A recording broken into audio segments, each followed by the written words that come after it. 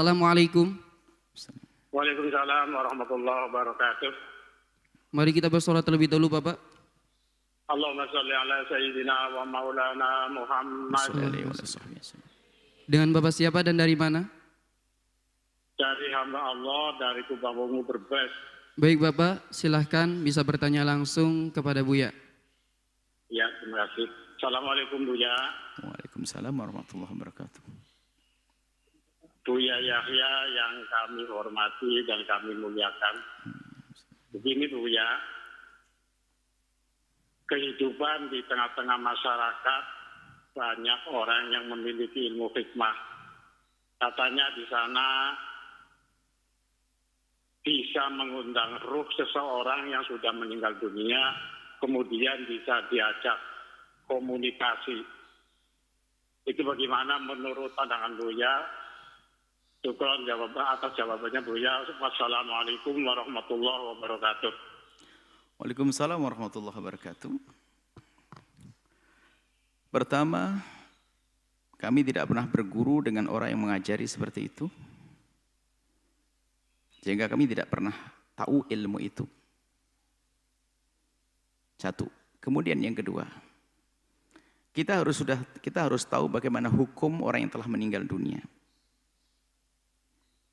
Orang yang telah meninggal dunia, maka mereka punya kesibukan dengan dirinya sendiri. Jika mereka orang baik, maka dia akan mendapatkan kenikmatan di alam barzahnya. Jika dia punya banyak salah, dia harus menyelesaikan di alam barzahnya. Ini yang disebutkan. Dan itu dalam akidah ya begitu. Kalau ada kilkal kata-kata ini banyak cerita. Tapi kan dalam urusan akidah harus pasti dong. Nggak boleh akidah itu mengira-ngira, duga. Apalagi akidahnya masalah mungkin. Nah ini kadang-kadang orang menghubungkan akidah. Mungkin tidak orang dikubur bangkit lagi. Ya mungkin dong. Masalah mungkin. Mungkin lah. Apakah berbicara mungkin itu kok jadi hukum itu kan aneh. Ini. Mungkin tidak saya terbang? Ya mungkin. Saya hanya ngomong. Mungkin tidak saya terbang? Mungkin. Tak tanya 10 tahun yang akan datang ceritanya Buya Yahya terbang. Ini kan orang salah memahami hukum mungkin. Jadi orang di alam barzah mungkin tidak kita memanggil roh? Mungkin. Orang memanggil.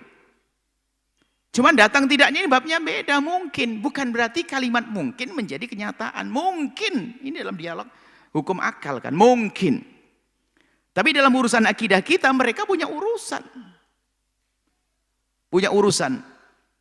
Dengan amalnya, dengan kalau baik, orang baik dia mendapatkan kenikmatan di alam barzah. Selesai.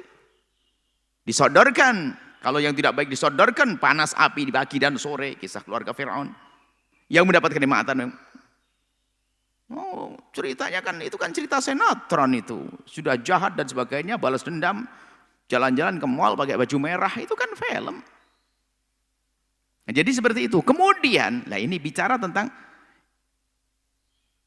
mungkin tidaknya itu beda dengan kenyataannya. Kalau mungkin diundang, mungkin. Mungkin dipanggil keluar, mungkin.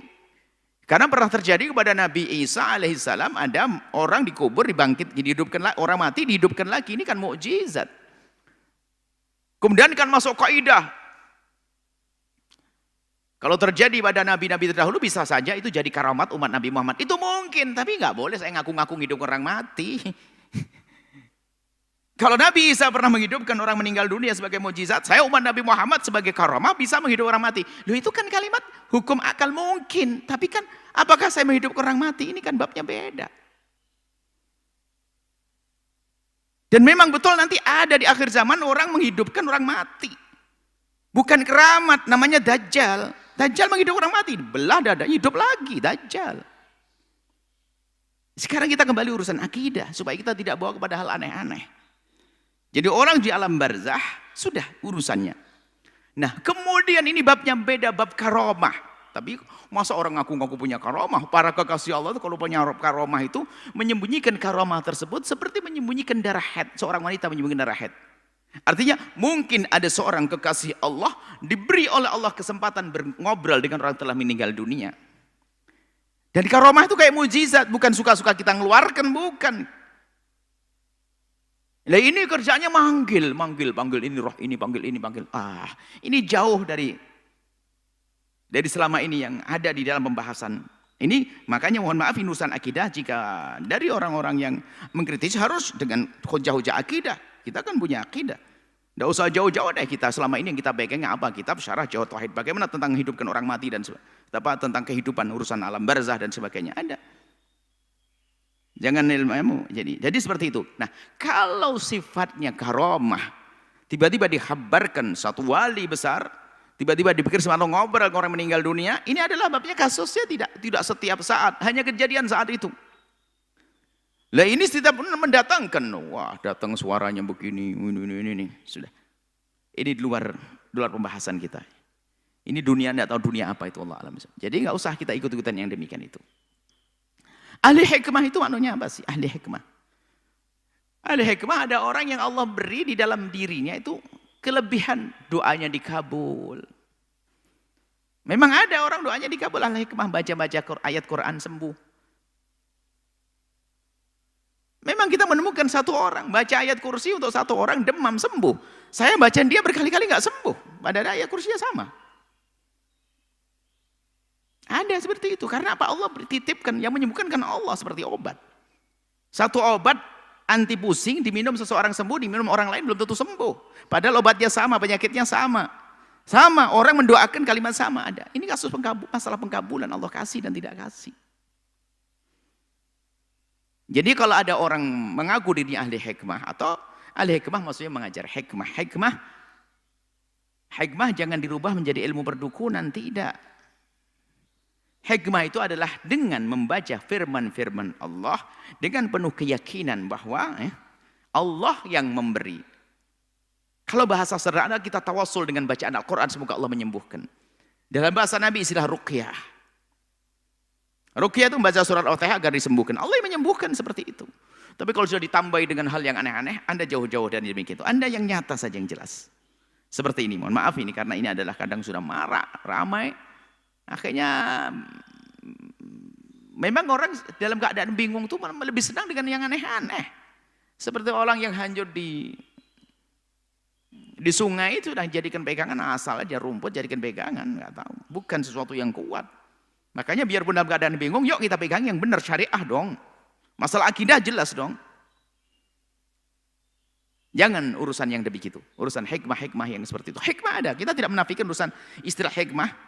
Dan kita juga menemukan orang hikmah itu ternyata yang kita temui adalah orang yang soleh, ahli ibadah, dia dermawan, subhanallah, murah senyum. Kalau orang datang didoain, tak begitu selesai, sembuh. Ke dokter bolak-balik gak sembuh, hanya suruh beli minyak zaitun di situ nanti diolesi sembuh. Mana orang soleh, bukan aneh-aneh. Ahli hikmah kok aneh-aneh, ngomongannya melambung, gak karu-karuan, ya hati-hati. Khawatir bohongnya yang banyak. Jadi ingat, orang yang ahli hikmah, maksudnya orang bijak, orang yang lesannya penuh berkah karena dia dikenal, itu ada. Tapi omongannya nggak boleh melampaui batas. Ada rambu-rambu. Kalau sudah ngelantur ngomongnya jangan deket-deket. Anda bawa pada hayalannya dalam dustanya. Anda terjerumus nanti. Semoga Allah menjaga semuanya, mengampuni semuanya. Wallahu a'lam bishawab.